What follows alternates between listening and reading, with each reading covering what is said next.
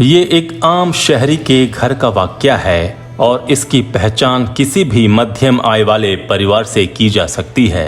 ये कहानी उस घर के मुखिया की है जिसने आज ही हमें एक संदेश भेजा। उसने लिखा, आज मेरी पत्नी ने सुबह उठकर गुड मॉर्निंग कहा, फिर उसने कहा ये आपके लिए बेड टी। हम झटके से उठकर बैठ गए। बोले, गैस पर नहीं बनाई हो ना? वो बोली, लकड़ी पर बनाने के लिए प्रधानमंत्री ने मना किया है।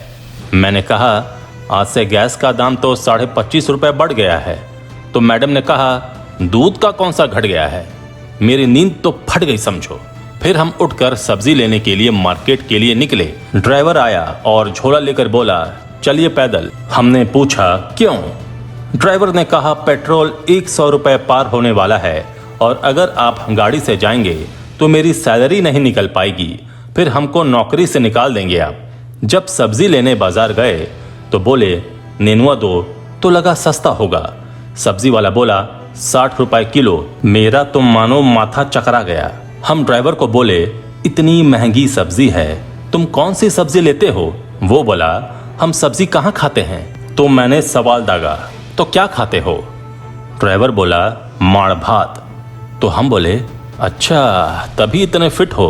मैंने सोचा कहीं ना कहीं ये महंगाई देश के नागरिकों को फिट रखने के लिए एक चाल तो नहीं है।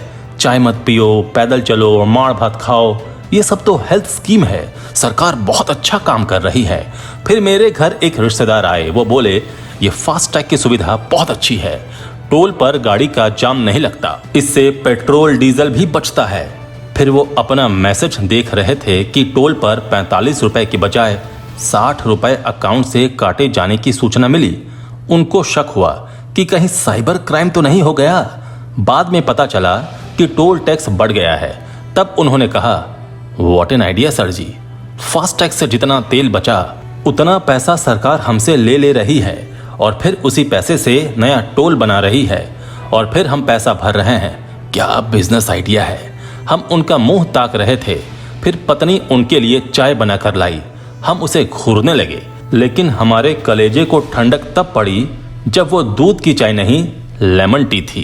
कहने का तात्पर्य यह है कि सुबह उठने से लेकर सोने तक आपको महंगाई का संक्रमण घेरे हुए है और ये लहर कोरोना की तीसरी लहर आने से पहले भारत के हर मध्य वर्गीय परिवार को संक्रमित कर चुकी है।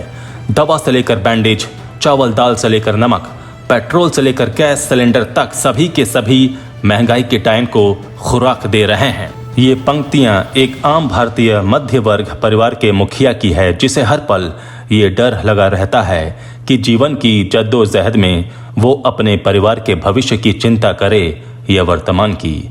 महंगाई ने यकीनन पहले से सुलग रही महंगाई की आग को और अधिक प्रज्वलित कर दिया है।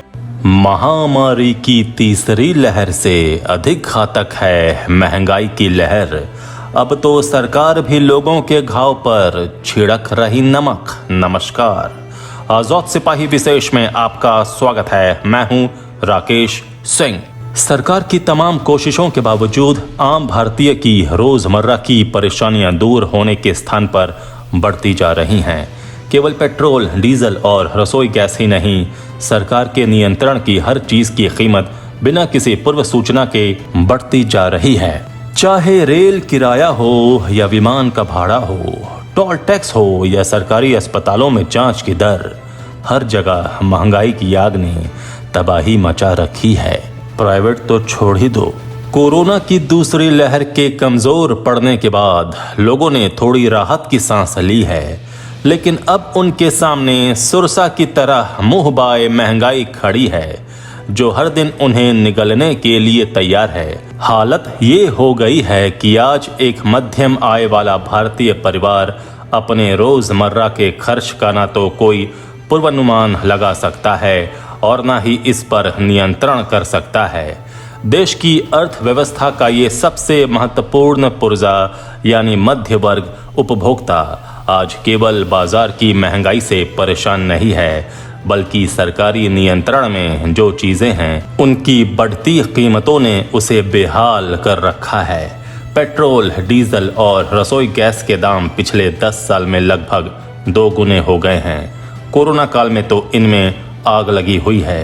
रसोई गैस पिछले 3 महीने में 125 रुपये महंगा हुआ है, तो पेट्रोल और डीजल करीब 35 रुपये प्रति लीटर। रेल किराया भी बढ़ गया है और अब तो टोल टैक्स भी बढ़ा दिया गया है। कोरोना महामारी ने आम लोगों की आय कम कर दी है, लोगों के रोजगार छिन गए हैं, स्वास्थ्य पर खर्च बढ़ गया है और ऐसे में उसे राहत देने की बजाय सरकार की ओर से हर दिन बोझ बढ़ाया जा रहा है। सबसे आश्चर्य इस मुद्दे पर राजनीतिक दलों की खामोशी है। उनके लिए अब महंगाई कोई मुद्दा नहीं रह गया है। आम आदमी के लिए परेशानी का सबब बनी इस महंगाई पर मेरी ये विशेष रिपोर्ट। आखिर ऐसा क्यों हो रहा है? जब खपत कम हो रही है, लोग परेशान हैं, मांग पर कोई अंतर नहीं पड़ा है, कच्चे माल की कीमत नहीं बढ़ी है, तो फिर सरकार आखिर इस महंगाई पर नियंत्रण क्यों नहीं करती? दरअसल हमारे देश में ऐसी अर्थनीति बन चुकी है जो एकदम ही अमीर कॉरपोरेट सेक्टर को फायदा पहुंचा रही है। उनकी तिमाही आमदनी रिकॉर्ड स्थापित कर रही है। इसके कारण आम आदमी की जिंदगी दुश्वार हो गई है। पिछले 2 वर्षों से जारी महंगाई दर ने पिछले सभी रिकॉर्ड ध्वस्त कर दिए हैं। अमीर आदमी को यकीनन महंगाई से कुछ भी फर्क नहीं पड़ता, लेकिन एक गरीब इंसान की हालत इतनी बदतर हो चली है, इसका कुछ भी अंदाजा सरकार को नहीं है। और जो मिडिल क्लास है वो तो भगवान के भरोसे ही है समझो।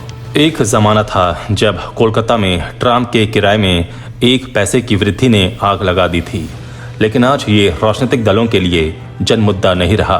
कमर तोड़ महंगाई के सवाल पर जनमानस के गुस्से की अभिव्यक्ति को अत्यंत असहज कर दिया है। अन्यथा अपनी माली हालत को लेकर आम आदमी के भीतर जो जबरदस्त ज्वालामुखी धधक रहा है, उसके विस्फोट से एक अलग समस्या पैदा हो सकती थी। बाजार आधारित अर्थव्यवस्था के नाम पर अब पेट्रोलियम पदार्थों की कीमतों को बेलगाम कर दिया गया है। महंगाई के सवाल पर आम आदमी का रोष इसलिए भी राजनीतिक जोर नहीं पकड़ रहा है कि प्राय सभी राजनीतिक दलों के नेताओं का अपना चरित्र भी कॉरपोरेट परस्त होता जा रहा है। सांसद अपना वेतन अब सरकार के सचिव रैंक के अफसरों के वेतन के समकक्ष करने जा रहे हैं। सरकारी आंकड़े बताते हैं कि पिछले 1.5 वर्ष के दौरान खाने पीने की वस्तुओं के दाम 16.5% की दर से बढ़े हैं। ये दर हर 3 महीने पर तय होती है। चीनी के दाम 73%, मूंग दाल की कीमत 113%, उड़द दाल के दाम 71%, अनाज के दाम 20%, अरहर दाल की कीमत 58% और आलू प्याज के दाम 32% बढ़ गए हैं। इसके अलावा खुदरा के दामों और थोक दामों में भारी अंतर बना ही रहता है।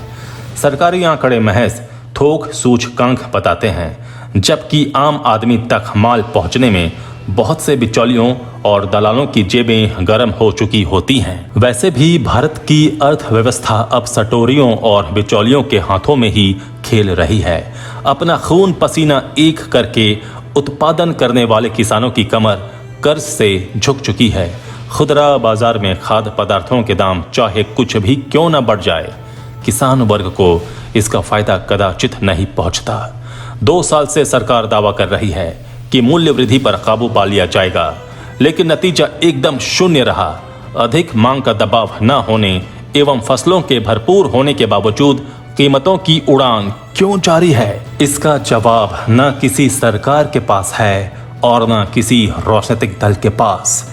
इस बेलगाम महंगाई का असली कारण यही है कि हमारे राजनीतिक दलों को कुछ अधिक ही भरोसा हो गया है कि आम आदमी के गुस्से से निकट भविष्य में उनकी हैसियत को कोई खतरा नहीं, लेकिन वे इस ऐतिहासिक सच्चाई को भूल चुके हैं। कबीरा हाय गरीब की कबहू ना निष्फल जाए, मरी खाल की सांस से लौह भस्म हो जाए। आजाद सिपाही में अभी इतना ही। आप हमारे इस YouTube चैनल को जरूर सब्सक्राइब करें। धन्यवाद।